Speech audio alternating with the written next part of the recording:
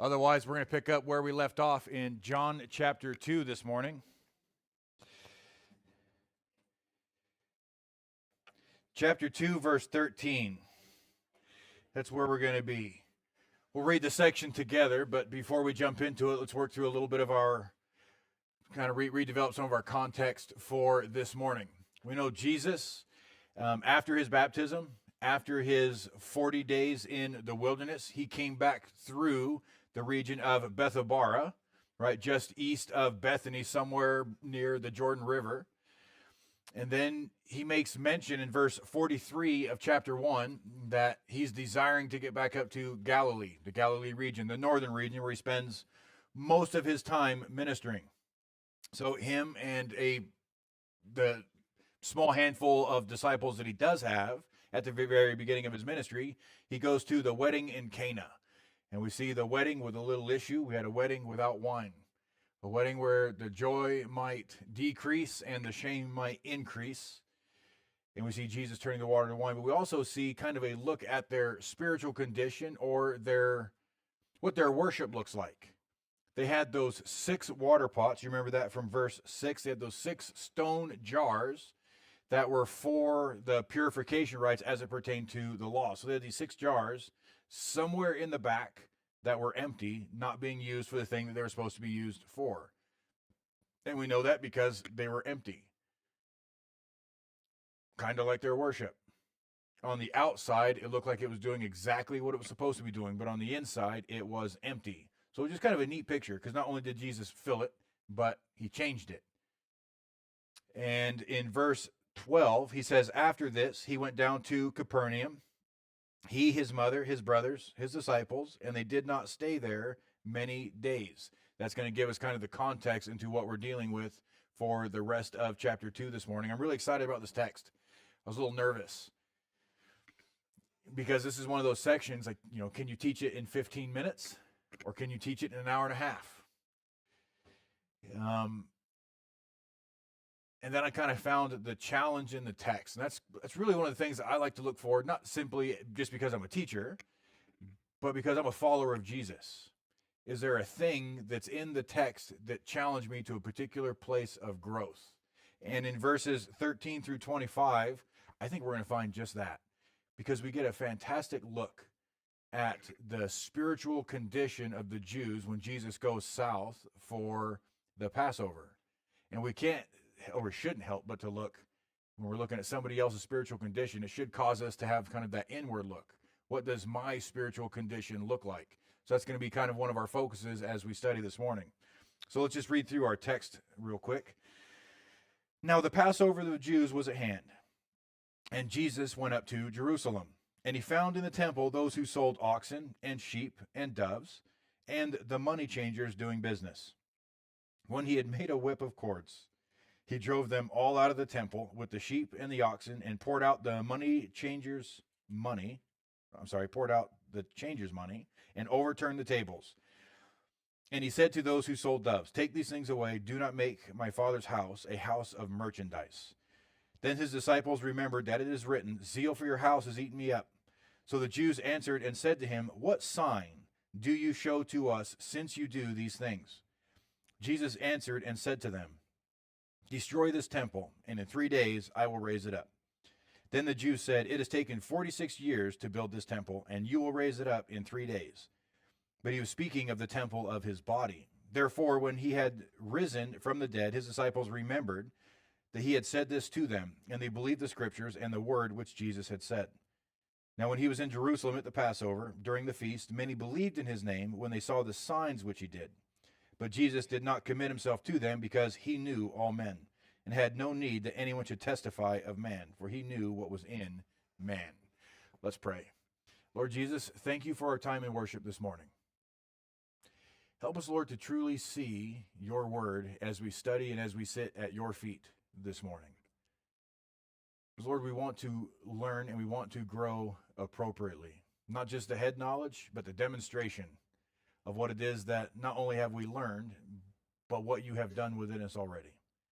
Thank you for blessing our time. And we love you, Lord, and we pray in your name. Amen. So Jesus was up in the Galilee region. We know that from verse 12. He went to Capernaum for a short stint. It says that he didn't stay there many days because the Passover was coming up.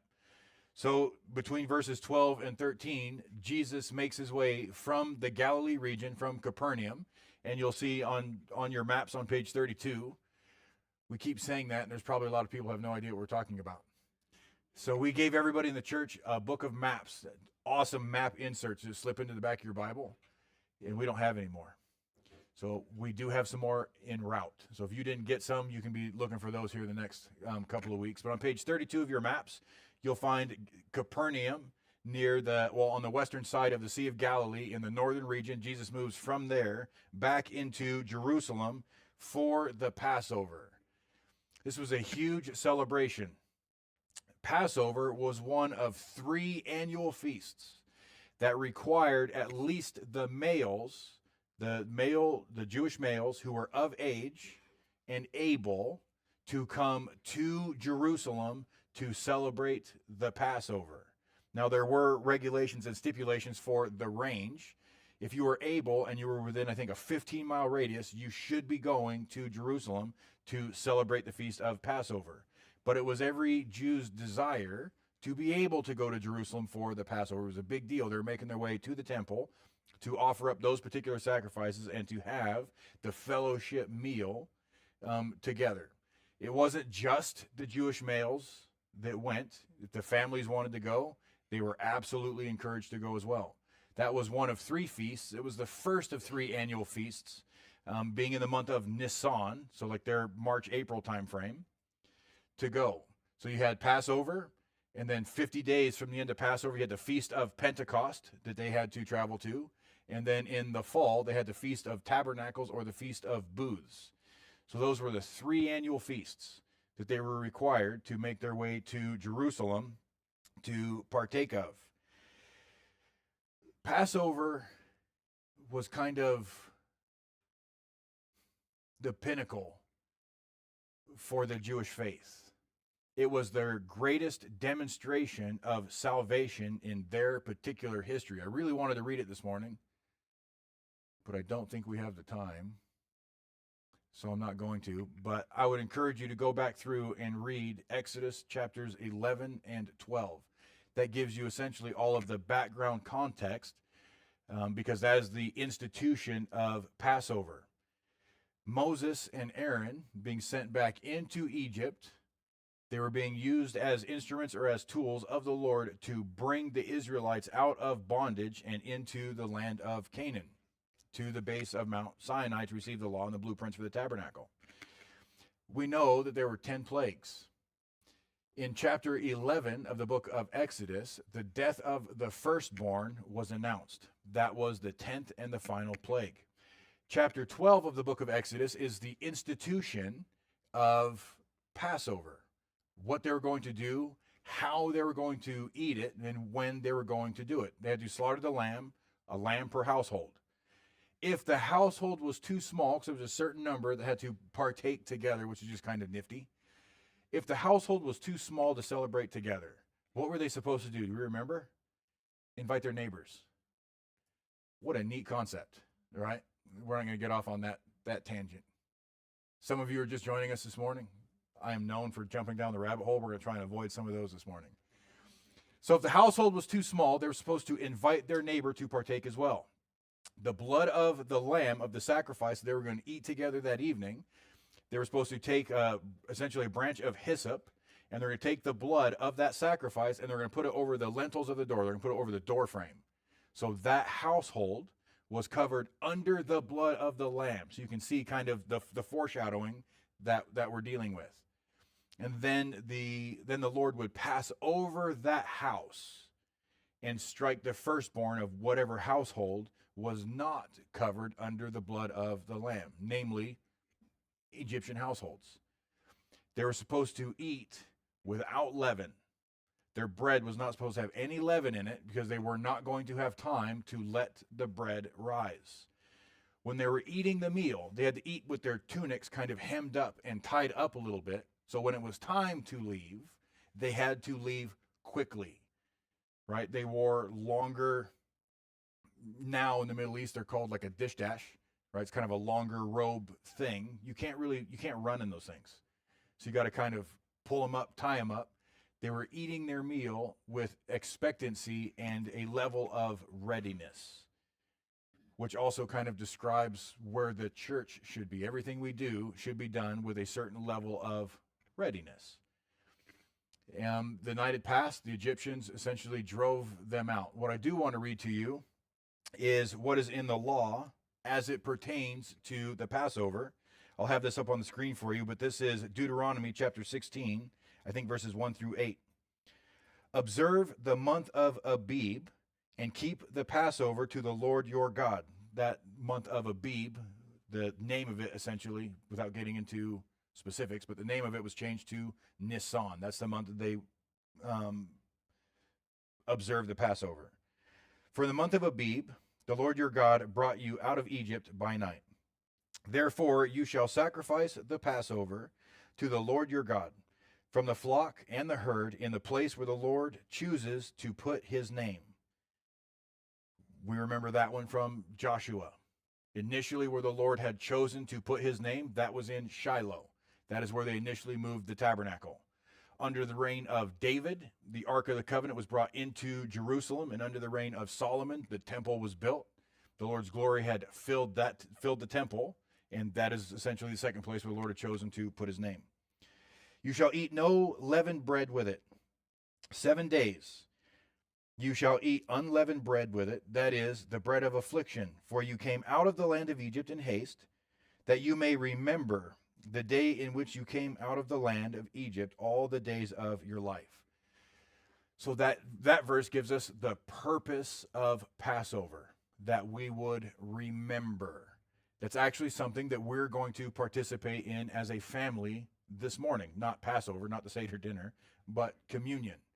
When we take communion, or what is also known as the Lord's Supper together, it is for memorial. It's for us to remember the Lord. That's all it does. It doesn't give you salvation. It doesn't make you holier. It doesn't do any, other weird stuff that a lot of people teach. It's just simply for memorial. And no leaven shall be seen among you in all your territory for 7 days.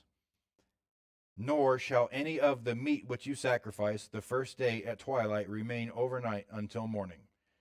You may not sacrifice the Passover within any of your gates which the Lord your God gives you. So that's kind of the next point for the Passover. You weren't allowed to do it within your gates, within your cities, or within your homes. To participate for Passover, it had to be done at Jerusalem, or prior to this point in time, it was done in Shiloh. But in the place where the Lord your God chooses to make his name abide, there you shall sacrifice the Passover at twilight, at the going down of the sun, at the time you came out of Egypt. And you shall roast and eat it in the place which the Lord your God chooses. And in the morning you shall turn and go to your tents. 6 days you shall eat unleavened bread. And on the 7th day there shall be a sacred assembly to the Lord your God. You shall do no work on it. So we see really two aspects. We see one that's pretty blatant as it pertains to the Passover. It was for memorial. It was for remembrance. It was something they were supposed to do basically perpetually. But as we start moving into the ministry of Jesus, we start really moving into the New Testament, or you get into places for you students like Isaiah 53, we start seeing some of the correlations between the Passover and the Messiah being covered under the blood. And all of these things, and the hyssop that's being used, all this stuff we see is essentially a foreshadowing for the Messiah. Jesus is now moving into Judea. He's going into Jerusalem, to be a part of the Passover. So Jesus knows what Passover is. And he's there in the temple community, in the temple square, the temple complex is probably a better way to put it. And we'll have a picture of that up on the screen for you. Jesus is there observing the worship that is transpiring within the temple complex. Verse 14. And he found in the temple those who sold oxen and sheep and doves and the money changers doing business. This is what he's observing. And a lot of us get really confused on why Jesus, and I had it described to me in many different ways. Why is Jesus being so extreme? Why is Jesus freaking out? What exactly is the big deal? We have those three problems that we consistently deal with as we study the Bible. First, we're separated culturally. Second, we're separated chronologically. This is something that took place about 2,000 years ago. What's the third one? Culturally, chronologically, oh, I guess geographically. I always say geographically, but that kind of feels like it just fits in the cultural context.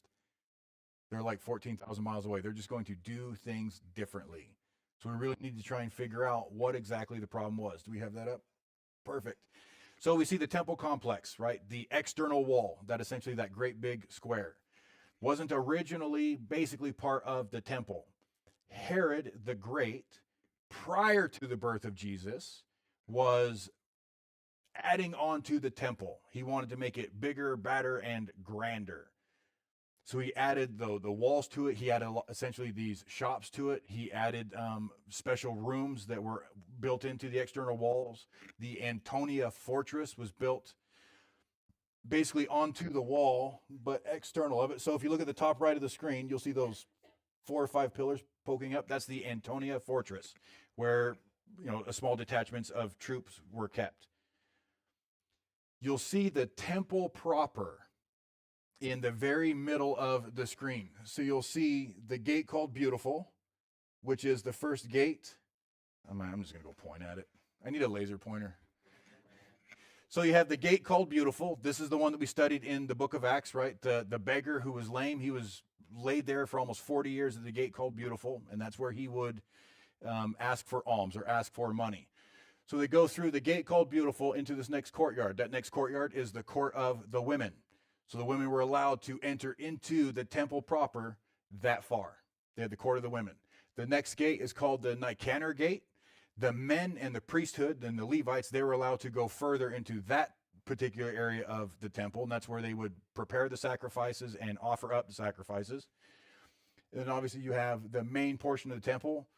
As soon as you go inside, you have the table of showbread to the right.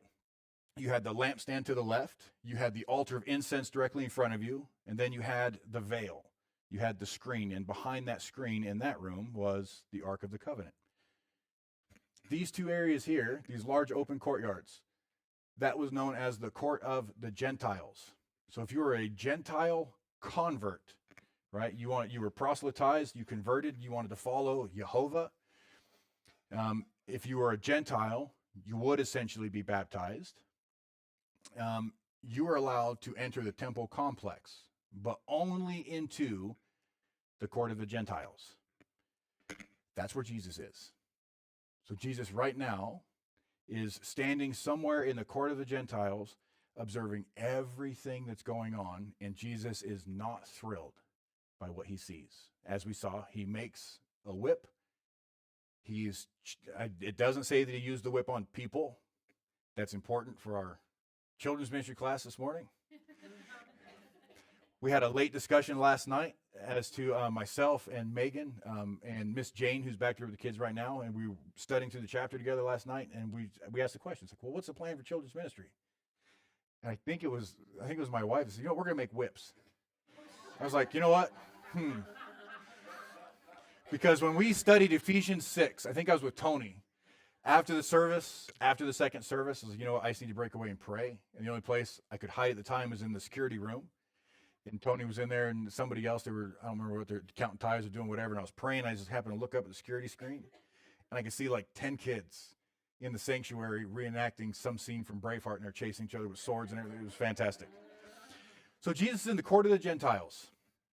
And he's looking, and basically, that probably only way I can put it, the way that I think it's Tertullian, but also Josephus would describe it, first and second century historians. Basically, it was a bazaar. Are we all familiar with a bazaar? Like one of those great big open swap meets. They're nuts. They're crazy. I love bazaars, but you can't, like everywhere you walk, someone's chasing you with, hey, this is only $2. Hey, buy 3, get 1 free. It's like, hey, this TV probably works. It's only $5. Like, and they're swarming you. This is a place of worship. And you can imagine with this place of worship being kind of sealed in the way that it is with all of the stone. Can you imagine the noise that's in that thing? You have a particular group of people who were not raised in a Jewish background, and they're there to worship. They're there to hear. They're there to learn. They want to hear the prayers. They want to hear the songs. They want to hear any of the teachings that are going on. But instead, all they're hearing is, buy one, get one free. Like, my sheep's better than your sheep. Look at all these doves. This one can come back if you throw it. Like, this is what Jesus is saying. It's interrupting of the worship. The Gentiles, whom the Jews are supposed to be a light to, the Gentiles are there for worship, but they cannot do that because of a particular level of distraction and something else that's going to point to their spiritual condition. So before we get into that aspect, let's talk about everything that they're seeing. And probably, I guess before we get into that one, I just want to share a story to kind of maybe paint the picture. Megan and I, a couple of years ago, went to a large pastors conference in Southern California. It was like 2 or 3 years ago. It's one of those mandatory conferences. We decided to go and check it out.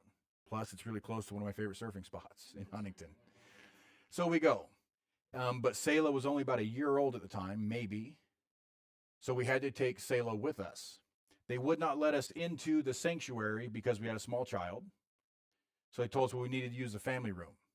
But they shut down the family room so they could use it for interviews and Q&A and all that bit. So they told us we had to go to the overflow room. They had several great big TVs and speakers set up in the overflow area. And we could go and sit in there, and then Selah could crawl around or do whatever she's going to do. She's a toddler, or an infant. That's what they do. So we go into this area, but it's also their cafe area and their coffee bar area. Now, we have a cute coffee bar, but their coffee bar was bigger than Starbucks. Everybody was going in there, and it was loud, and we couldn't hear any of it. We spent the first 3 hours basically just talking to one another because we couldn't hear anything they were saying. At one point, there was a group of pastors that were semi-close to us, probably from me to the door, group of 4 or 5 of them that were being extremely loud, full of just joy in the Spirit. And I had to go over there and tell them to shut up because we're trying to listen to the teachings. This is what Jesus was observing in the court of the Gentiles. They were interrupting worship for the sake of merchandising, for the sake of commission, for the sake of sales. Marketing is probably a good word for it. So he found those who sold oxen, sheep, and dove. So not only, and this is according to Josephus, right, that first century Roman historian, Jewish Roman historian, why did Jesus have an issue with the people that were selling animals? 2 reasons. First, they'd have quite the markup on the animals. Well, Pastor, why would they have to sell animals? If you show up with an animal that they deemed, that the inspectors deemed, and we'll come to kind of the scheme that's behind that thing, but the inspectors deemed, like, you know what, your animal has a spot or it has a blemish. There's something wrong with the inside of it or the outside of it. Now, we can see where that gets a little bit scandalous. Now, if I brought you a perfect little sheep, you'd be like, okay, clearly there's no spot on the sheep. I don't know what a sheep is supposed to sound like. Could you imagine them sticking their head near the sheep? Be like, okay, this one's making a funky noise. It has blemish. You can't offer this sheep to the Lord because clearly it's not your best sheep. But don't you worry. I have these sheep right here. They're for sale. And they would put a markup on the sheep. So they were taking advantage of people that were showing up for worship. And number 2, convenience of worship. Our worship should not be convenient. It would make me nervous if our worship was supremely easy. And it's something that Megan and I had to deal with as soon as we found our home church in California. We started serving with the local Baptist church, which was right outside the Marine Corps base and was just down the road from where we lived. That's easy. Being on time for church was never a problem, I don't think. It might have been. I am who I am. But it was recommended to us we might be better off at a Calvary chapel. The Calvary Chapel was 45 minutes away from our home. We didn't want to drive 45 minutes, but we did. And the first Sunday we walked in, we were just blown away.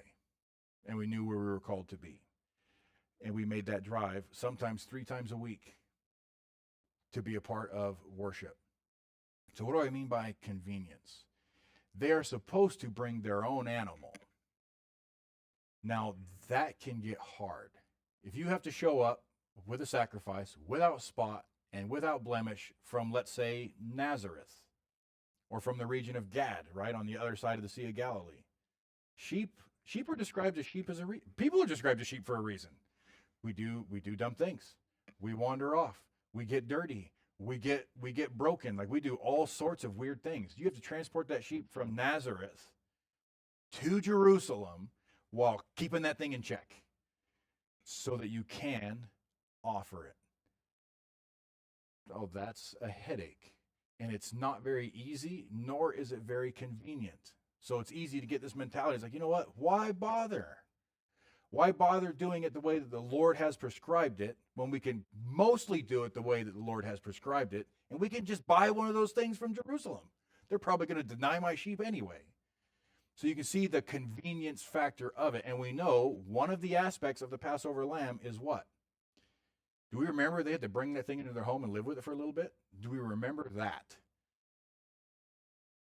It could also be for the sake of how many of us had family pets while we've had kids and something has happened to that animal. Oh, as soon as they name it, it's over. I have 2 extra cats now. Some of you have extra cats now. Thank you, by the way, for taking some of those things. We rescued a kitten in the winter that was like on its last leg.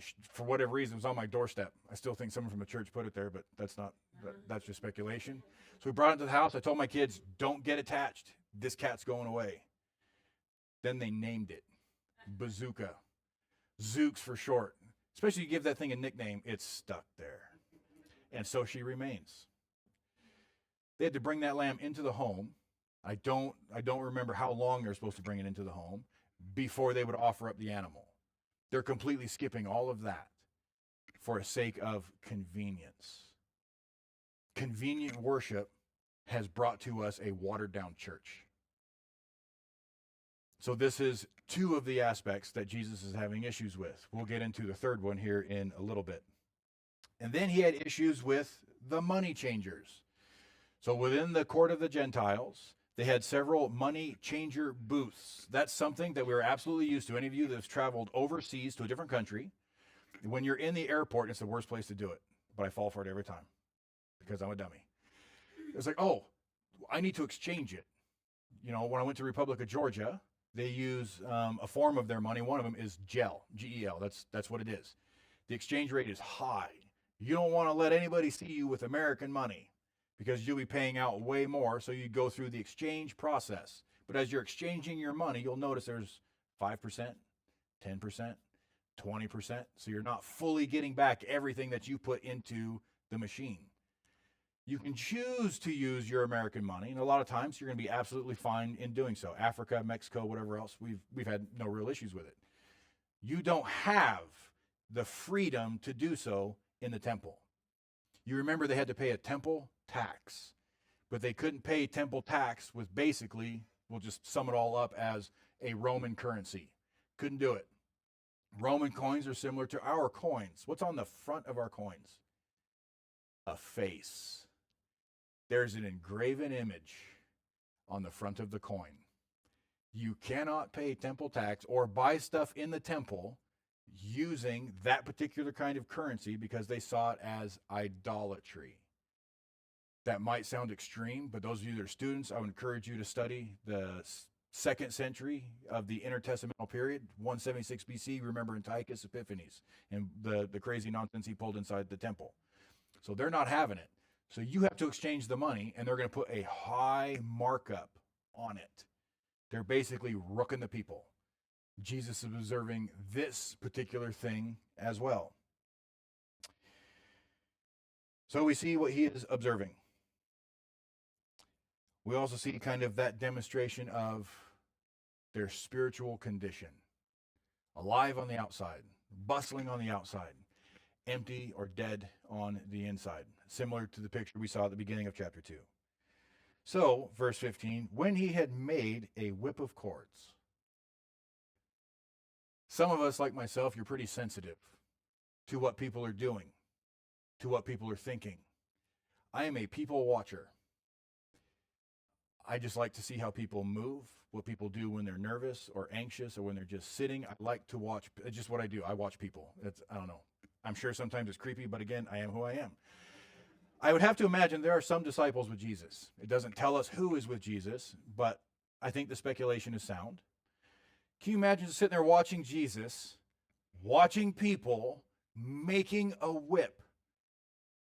And nobody probably wanted to ask the question, say, oh, Lord, what's that for? We remember the Olivet Discourse and what started that conversation. It's like, Lord, look at these pretty stones and how amazing everything is. They're trying to ease the tension, right? They're trying to get a little bit of an icebreaker in there. Jesus is just sitting there, and we don't know how long it took him, but he's just sitting there watching the situation as he's braiding this thing into a whip. And he drove them all out of the temple with the sheep and the oxen and poured out the changers' money and overturned the tables. Jesus is cleaning house. It's just fascinating to me, and you can take it for what you want to. A part of the Passover, as it was codified, right, in Deuteronomy 16, no leaven in the home. You had to completely clean out the home of leaven. What is leaven a type of in the Bible? Sin. Awesome. Look at all the Bible students. Jesus here is essentially fulfilling an aspect of the Passover. He is cleaning it all out. He's chasing. Now, he doesn't say he's hitting people with the whip, but he's not causing, this is interesting, he's not causing unnecessary damage. He's driving out the animals. That sucks. He's driving out the people. That's kind of bad. He's overturning the money. That's a bummer because you've got coins and stuff just rolling around all over the place. But he doesn't release the doves. So he doesn't he's not ruining a thing, but he's cleaning up a thing. So I think the note is important. Verse 16. And he said to those who sold doves, take these things away. Do not make my Father's house a house of merchandise. Essentially, trying to get rich off religious service. They're doing these things to get rich. It has no longer anything to do with worship. The Lord is not the focal point.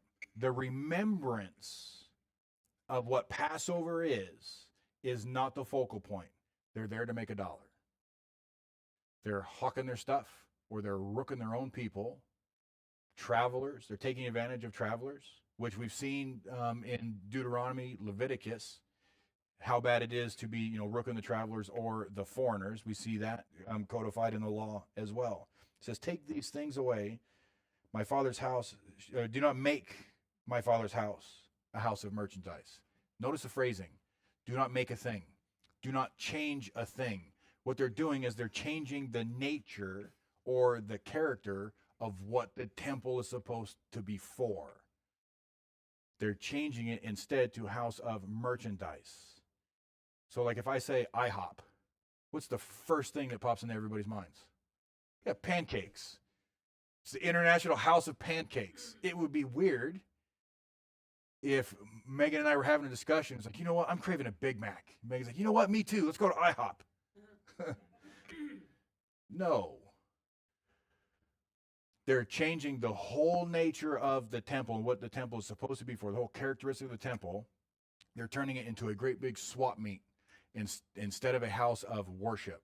It's not only are they promoting essentially a false system, but those that are actually there to worship, they're stopping them from being able to.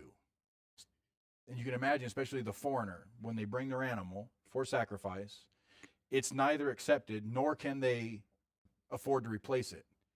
What do? There's no worship for you. Or you have to go home and either get money or swap out for a different animal. And in that situation, the next year, it's going to be, you know what? I'm tired of this nonsense. Let's just take the money. It's just easier, and we'll just buy something while we're there. So you can kind of see how this particular thing is snowballing.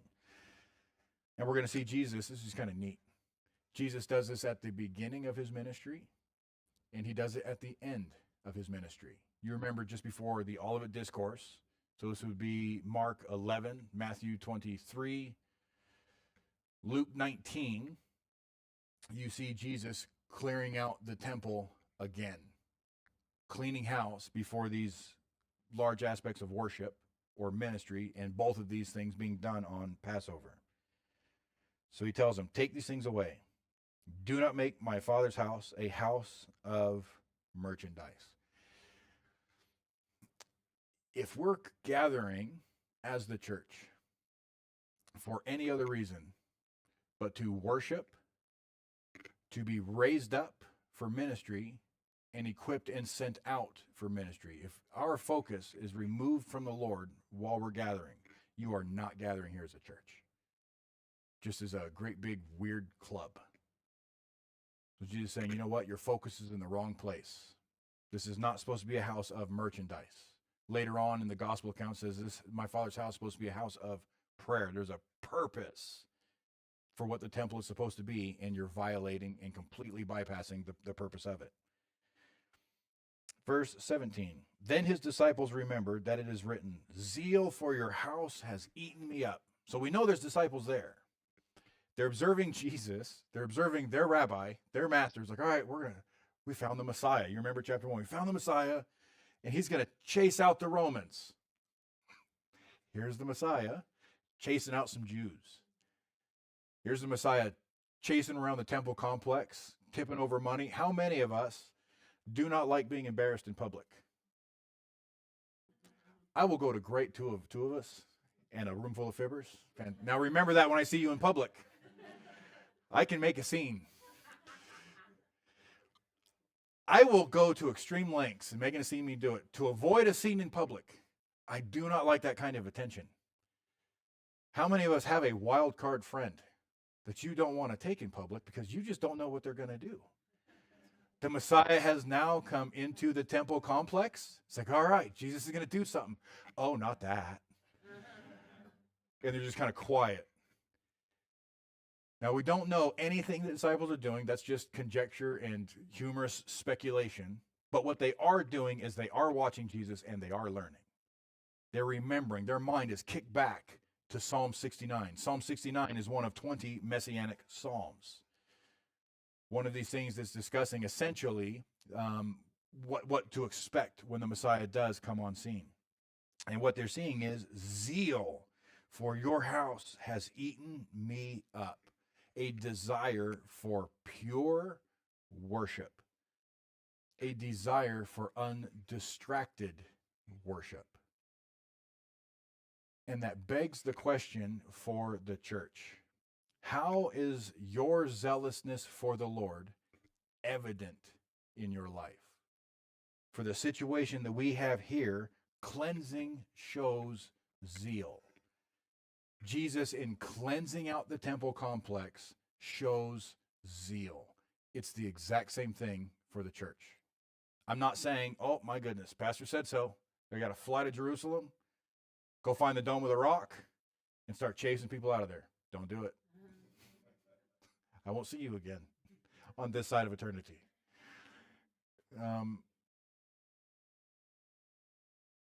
But it's interesting when the church, when the individual believer is showing zeal, the stuff that they're cleaning out of you as the temple. We're going to get into that here in a little bit, but Paul and Peter both make reference to, and Jesus, to you, the body, the individual being a temple, because the Spirit of the Lord resides within you. And we clean house. Sometimes it's a slow process. Sometimes it's a fast process. It was 4 years ago, Megan and I found our old DVD case. Like, nobody really uses DVDs anymore.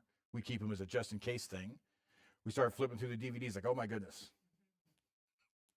Some stuff has to go before my kids find it.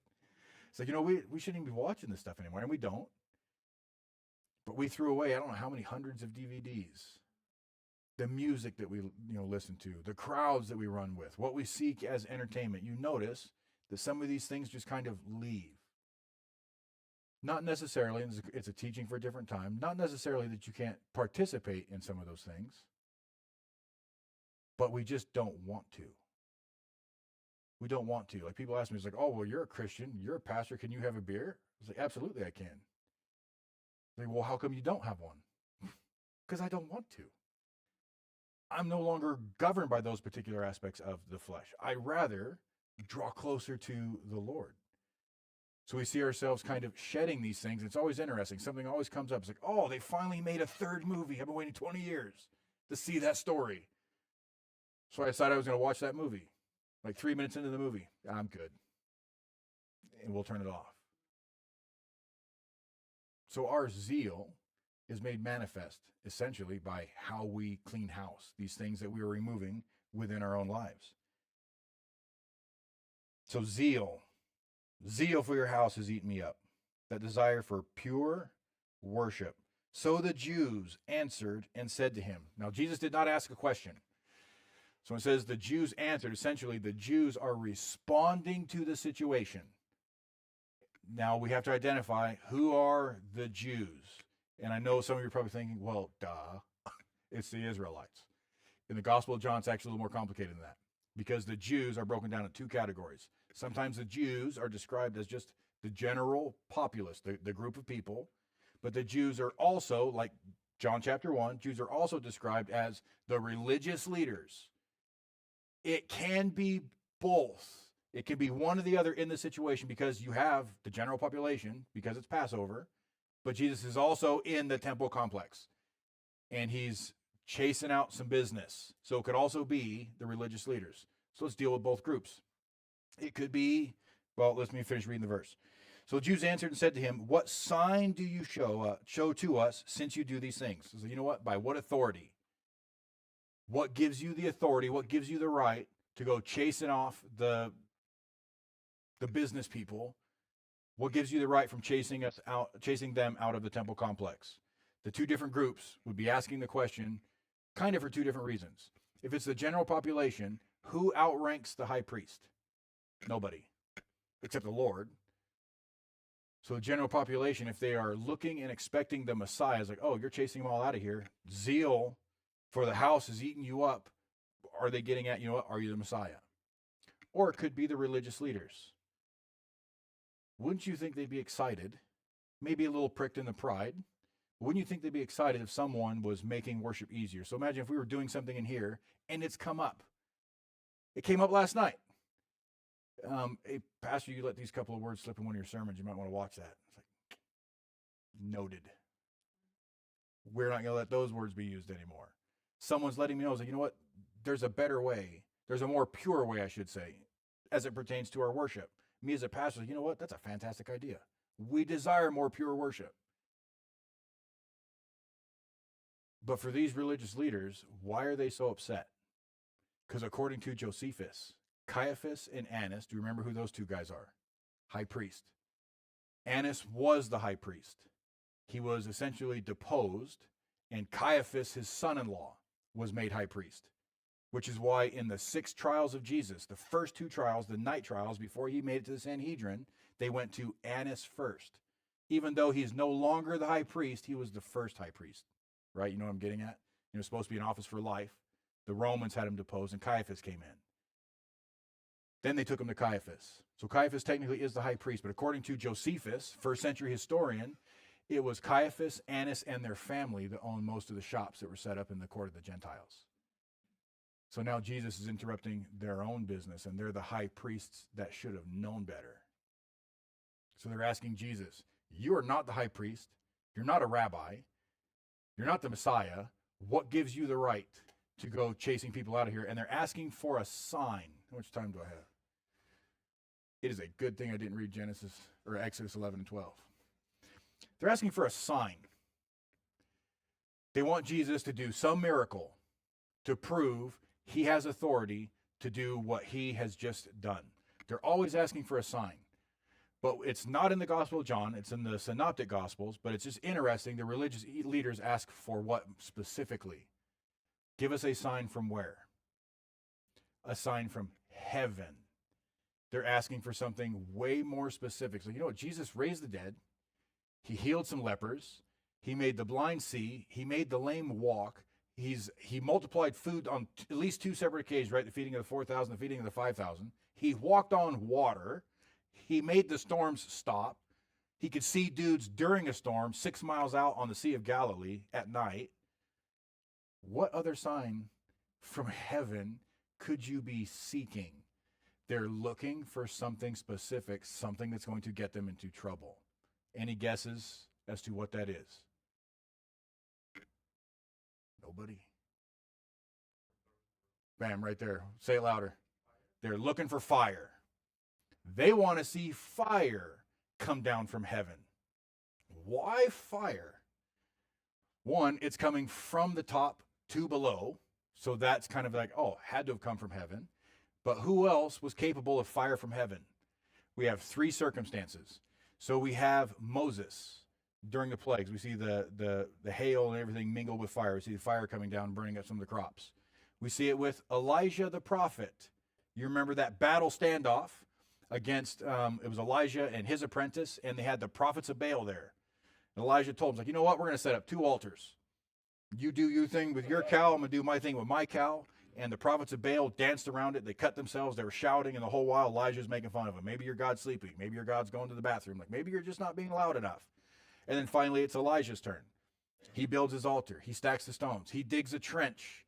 He fills up 12 water pots, 12 big pots, completely drowns the sacrifice, completely fills up the trench, and then he prays, and fire comes down from heaven, consumes the sacrifice, and all of the water dumped out.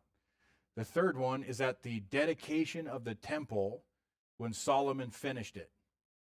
He prayed, fire came down from heaven, consumed the offering, and the glory of the Lord filled the temple. So you have this aspect of the prophet, aspect of a prophet, and the aspect of the king. They're asking for, oh, and it was Elijah when the armies were sent to him. Remember that story? Armies were sent to Elijah. Hey, you're coming with us. The king wants to talk to you. Elijah's like, yep, 1 second. He prays. What happens? Fire comes down from heaven, smotes, I think, 2 of the armies.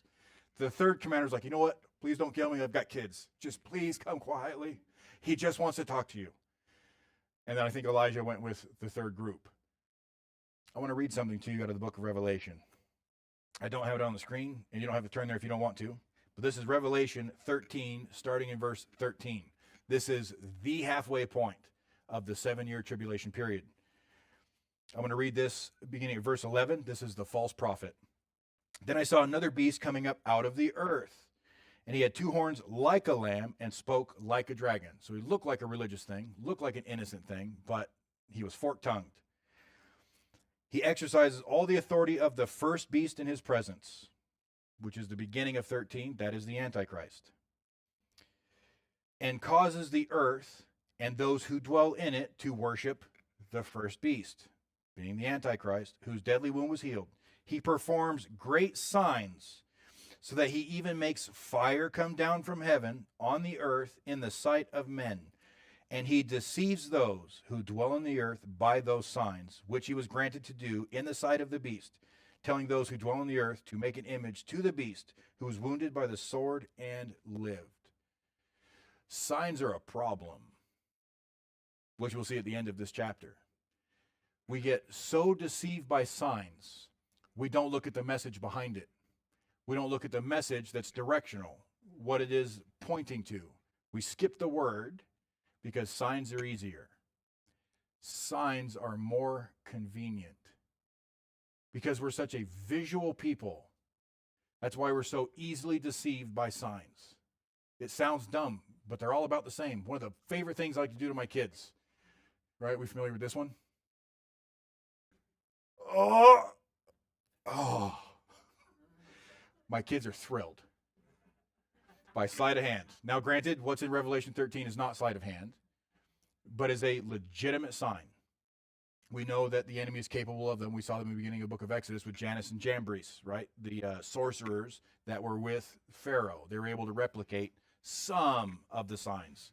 The staff and the water being turned to blood, they're able to replicate, but not fix. So we know the enemy is capable to an extent to try and counterfeit a few things. Signs are deceptive. If we are a sign-seeking church, especially without proper instruction and training in doctrine and in righteousness, you will fall for signs. He's going to deceive the better part of what remains during the tribulation period. Sign seekers. We get so distracted by signs to a degree that is just completely unhealthy. We see signs in everything. A pencil falls down and just rolls 3 inches and it's the lettering up. We'll see a sign in that thing. That's stupid. So they're asking, what sign are you going to give to us to demonstrate your authority that you can usurp a decision that was made by the high priest? So Jesus answered and said to them, destroy this temple, and in 3 days I will raise it up. Now we can understand their confusion. Where is Jesus standing right now? He's standing in the temple courtyard. He's standing in the court of the Gentiles. Destroy this temple, in 3 days I'm going to raise it up. So you can just imagine what everybody else is doing. What? And they're just kind of looking around at the temple complex. Then the Jews said, it has taken 46 years to build this temple, and you will raise it up in 3 days. How many of you are confused by the 46-year part? So didn't it take longer? Yes. Yes, it did. Ish. It took less time for Zerubbabel's temple to be built. This is essentially a building of that. How is it only taking 46 years? It took Herod the Great, 46 years to this point, and it's not finished yet. It's not finished till somewhere around 54 AD. It's not finished yet. It's taken him 46 years to this point to build up what Herod has built up, as essentially, for those of you listening online, air quotes, as a gift to the Jews. So he's saying it's taken 46 years to build it so far, and you're going to build it up in 3 days. That's what they're getting at. Verse 21, but he was speaking of the temple of his body. This is not one of the 3 predictions of his crucifixion, burial, and resurrection, but this is him slipping something a little more, I don't know, let's go with a little more under the radar, because again, it's not the time for his glorifying. It's not the time for him to be receiving worship yet. We'll get into that in chapter 12. But he's speaking of his temple. And it's neat the disciples are going to recognize that thing in hindsight. We'll come back to that one. Verse 22. Therefore, when he had risen from the dead, remember this is written somewhere around 80 AD, 80 or 90. So this is written in the 60 years almost down the road. He's saying when he had risen from the dead, his disciples remembered that he had said this to them, and they believed the scripture and the word which Jesus has said. I love that. What is your responsibility to the word? Read it and study it. How many of us have been reading and studying? Some of us for years. It's like, you know what? I have no idea what I just read. That's okay. That's not all going to come to you naturally. Our responsibility to the word is to read it, study it, and treasure it. Right? Psalm 119, we're going to treasure this thing in our hearts, and someday, it's just kind of neat, someday God's going to make that thing plain. Something's going to happen, or there's going to be a teacher, or someone's just going to say something weird in a supermarket, like, oh, that makes perfect sense. Thank you, Lord. I've been chewing on that one for 2 years. That's our responsibility. And when the Lord makes it plain, it's interesting that they believed further the scripture, meaning the Old Testament. Old Testament teachings of the Messiah, Old Testament predictions of the Messiah. So it's just as important for us. We as saints and we as the church, stop skipping your Old Testament readings. The first 39 books are paramount to understanding the next 27 books. All of the apostles, you notice they're basing their foundational teachings are all Old Testament stuff. So when they're talking about Passovers, they're talking about offerings, or they're talking about whatever it is. It's like, I don't understand really what he's talking about. That's because we skipped something in the first 39 books. Our spiritual condition. I was very excited to teach this section because it gave me opportunity to check my spiritual condition. And I got to tell you, I didn't like some of the stuff that came up in the diagnosis. I have a very busy worship. I try, that's probably not the right word. It's why I seek the Lord first thing in the morning. I get up in the morning and I pray. Megan and I pray together in the mornings, generally. Sometimes we miss it and we just pray at some other point in time during the day. And I do my reading. I do my devotional time. I read 4 chapters a day. And I start in Genesis and I read all the way through Revelation. Then I start all over again with the book of Genesis. Because as it gets busier, and my mother had warned me profusely over the last 10 years, do not get too busy for Jesus, because it's easy to get busy and swept away with working in the ministry. My worship is pretty busy. Sometimes my worship is distracted. I notice that through some of my devotional time, I keep my phone next to me, whether it's looking at news, checking my emails. Sometimes, I really hate to say it, sometimes I'm playing a game. It's like, oh, I got to start this ad so I get my points, and I'll go back and read a few verses, and I'll start the next one, and I'll read a few. That's distracted worship. God doesn't like it. And it was largely convicting for me as I studied this section. What is our focus when we get together for worship? What is our focus? What is the reason that we come together under corporate worship, this large gathering worship as the church as we know it? If our focus isn't tethered to Jesus, like, you know what? Oh, I can't wait to see my friend. That's cute, but it should be about Jesus. By no other name are we saved. He is our focal point. If we have distracted service, you're going to have fractured ministry because you are not properly filled up before you're trying to pour out. Amen. What we're going to do now is we are going to worship. Our ushers are going to pass out communion. I would ask you to just hang on to communion, and we're going to take it together as a family.